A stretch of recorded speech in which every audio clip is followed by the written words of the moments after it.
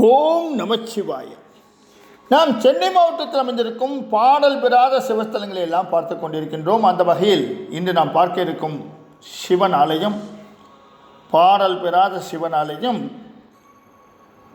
மாடம்பாக்கத்தில் அமைந்திருக்கும் தேனுபுரீஸ்வரர் திருக்கோயில் பற்றி தான் பார்க்க இருக்கின்றோம். சென்னை தாம்பரத்திலிருந்து வேளச்சேரி செல்லும் பஸ்களில் 5 கிலோமீட்டர் தூரத்தில் இருக்கின்ற ராஜ கீழ்ப்பாக்கம் ஸ்டாப்பில் இறங்கி அங்கிருந்து பிரியும் சாலையில் 3 கிலோமீட்டர் சென்றால் மாடம்பாக்கம் கோயிலை நாம் அடையலாம். ஆட்டோ வசதிகள் இருக்கின்றன.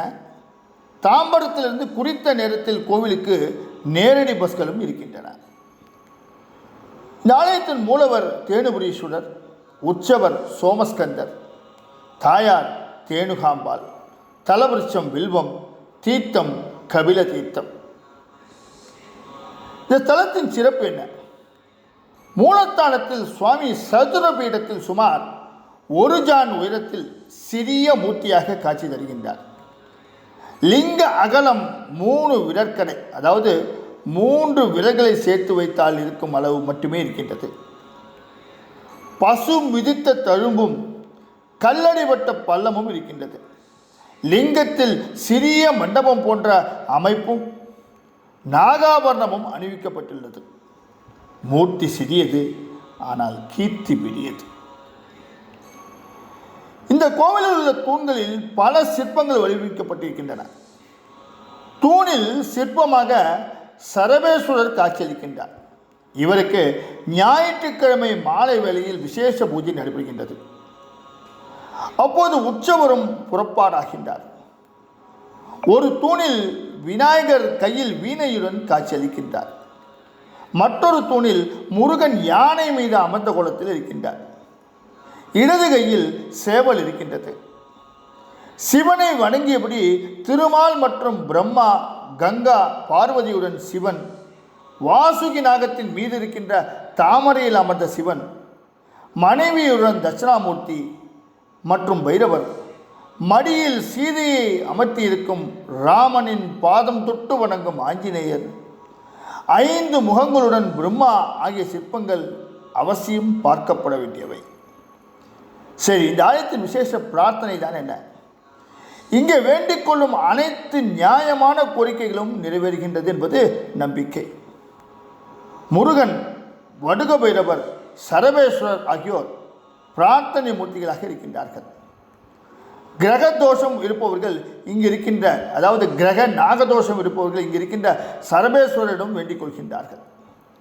ஜாதக ரீதியாக வக்கிரதோஷம் இருப்பவர்கள் மூலத்தானத்தில் இருக்கின்ற சிறிய லிங்கத்திற்கு மல்லிகைப்பூ மாலை அணிவித்து வேண்டிக் கொள்கின்றார்கள். இதனால் தோஷம் நிவர்த்தியாவதாக நம்பிக்கை.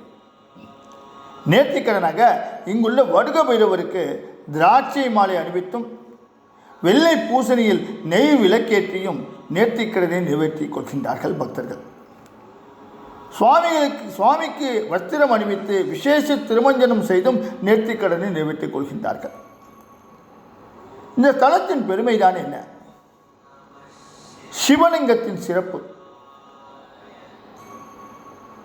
கஜபிருஷ்ட விமானத்துடன் அமைந்த கோயில் இது. மூலத்தானத்தில் சுவாமி சதுர பீடத்தில் 1 ஜான் உயரத்தில் சிறிய மூர்த்தியாக காட்சியளிக்கின்றார். ஏற்கனவே சொன்னபடி 3 விரற்கடை அளவுதான் இந்த லிங்கம் இருக்கின்றது.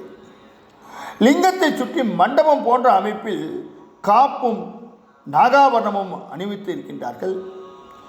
சிவன் சன்னதி எதிரே இருக்கின்ற நந்திக்கு மேலுள்ள சுவரில் அஷ்டதிக் பாலகர்கள் வாகனத்தில் அமர்ந்தபடி காட்சி தருவது விசேஷம். அம்பிகை தேனுகாம்பாள் தனி சன்னதியில் காட்சியளிக்கின்றாள். முன்மண்டபத்தில் இருக்கின்ற தூணில் கபிலர் கையில் லிங்க பூஜை செய்த சிற்பம் இருக்கின்றது. மலர் மாலை, எலுமிச்சை மாலை, வடமாலை ஆகியவற்றை சுவாமிக்கு அணிவித்து பார்த்திருப்பீர்கள். இங்கு இருக்கின்ற வடுக பைரவருக்கு திராட்சை மாலை அணிவிக்கின்றார்கள். இவருக்கு வெள்ளை பூசணியில் நெய் விளக்கேற்றுவதும் உண்டு. வித்தியாசமான வழிபாட்டாக சுவாமி சன்னதி கோஷத்தில் இருக்கின்ற தட்சிணாமூர்த்தி ஆலமரம் இல்லாமல் இருக்கின்றார். துர்க்கையின் கையில் கிளி இருக்கின்றது. ஞாயிறு ராகு காலத்தில், அதாவது மாலை 4:30 6 மணிக்குள் ஒரு தூணிலே இருக்கின்ற சர்வேஸ்வரருக்கு விசேஷ பூஜை நடைபெறுகின்றது. அப்போது உற்சவர் புறப்பாடும் உண்டு. கையில் வீணையுடன் விநாயகர், கையில் சேவலுடன் யானை மீது அமர்ந்த திருமுருகன், மடியில் சீதையை அமர்த்தியிருக்கும் ராமனின் பாதத்தை தொட்டு வணங்கும் ஆஞ்சநேயர், 5 முகங்களுடன் பிரம்மா ஆகிய தூண் சிற்பங்கள் மிக மிக விசேஷமானவை. சரி, இந்த ஸ்தலத்தின் தல வரலாறு தான் என்ன? கபில மகரிஷி சகரன் என்பவனின் மகனை சபித்து விட்டார். இந்த சாபம் தலைமுறை தலைமுறையாக தொடர்ந்தது. வசிஷ்டரின் ஆலோசனைப்படி சகரனின் குலத்தில் வந்த பகீரதன் கங்கை நதியை பூமிக்கு கொண்டு வந்து சிவபூஜை செய்து சாப விமோசனம் தேடிக்கொண்டார். தனது கோபத்தால் சகரனின் தலைமுறை பாதிக்கப்பட்டதை எண்ணி வருந்திய கபிலர் பிராயச்சித்தம் கிடைக்க சிவபூஜை செய்தார். ஒரு லிங்கத்தை இடது கையில் வைத்து வலது கையால் மலர்களை தூவினார். அவருக்கு காட்சி தந்த சிவன் தன்னை கையில் வைத்து வணங்கியதன் காரணம் கேட்க, மணலில் லிங்கத்தை வைக்க மனமில்லை என்றார். சிவன் அவரிடம் கையில் லிங்கத்தை வைத்து பூஜித்த முறை சரியில்லை என சொல்லி அவரை பசுவாக பிறக்க செய்துவிட்டார். பசுவாக பிறந்த கபிலர் இங்கு சிவனை வழிபட்டு முக்தி பெற்றார். பிற்காலத்தில் இந்த பகுதியை ஆண்ட மன்னர் ஒருவர் இங்கு கோயில் எழுப்பினார். பசு வடிவில் கபிலர் வழிபட்ட ஸ்தலம் என்பதால் சுவாமி தேனுபுரீஸ்வரர் என்று அழைக்கப்பட்டார். தேனு என்றால் பசு என்று பொருள். இவருக்கு உலகுய்ய வந்த சித்தேரி நாயனார் என்ற பெயரும் உண்டு. இப்பேற்பட்ட மிகச்சிறப்பு வாய்ந்த இந்த பாடல் பெறாத சிவஸ்தலத்தை நீங்களும் தரிசித்து சிவபெருமானின் அருளை பெற வேண்டி இந்த உரையை இத்தோடு முடிக்கின்றேன்.